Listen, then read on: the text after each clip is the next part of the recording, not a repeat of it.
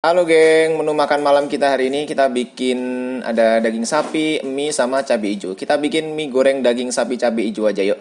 Jadi step pertama bikin dulu bumbu halusnya. Ada 2 cabai hijau besar, 1 tomat, 4 bawang merah, kemudian ada 2 bawang putih, ada cabai rawit, kemiri sama terasi. Ini semua bahannya diulek dulu sampai benar-benar halus. Kemudian siapkan kompor, lalu ada wajan juga ya. Kita pakai wajan.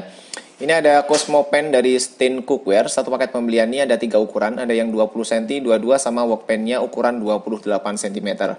Cara penyimpanannya itu seperti ini. Gagangnya bisa disatukan. Ya, jadi untuk menghindari gesekan-gesekan antara wajan. Jadi ini sangat aman banget dan ngirit tempat ya. Kita ambil yang wok pen-nya aja. Kemudian kita panaskan minyak goreng. Lalu kita tumis dulu daging sapinya sampai berubah warna menjadi pucat ya. Oke, kira-kira sudah berwarna seperti ini. Kemudian kita masukkan bumbu halusnya tadi. Kita tumis-tumis dulu sampai tercium bau harum dan bumbunya matang. Baru kita masukkan 2 cabai hijau yang sudah dipotong-potong atau diiris-iris ya.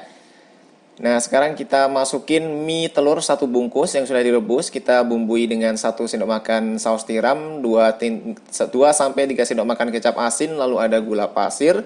Masukin juga merica secukupnya, and then kasih juga 1/4 sendok makan kaldu jamur. Wis, ini di utek-utek aja semuanya ini sampai benar-benar tercampur ya. Dimasak dulu pakai api besar. Jangan lupa juga dicicip masih kurang apa, kalian bisa lengkapin sendiri ya. Kalau mau lebih nikmat lagi ya boleh ditambahkan cabenya supaya rasanya itu lebih pedas gitu. Dah, mie goreng daging cabai hijau sudah siap. Jangan lupa juga dikasih taburan daun bawang goreng ya. Oke, itu aja resep dari Aza Kitchen hari ini. Jangan lupa dicoba resepnya dan tag hasilnya di resep Aza Kitchen ya.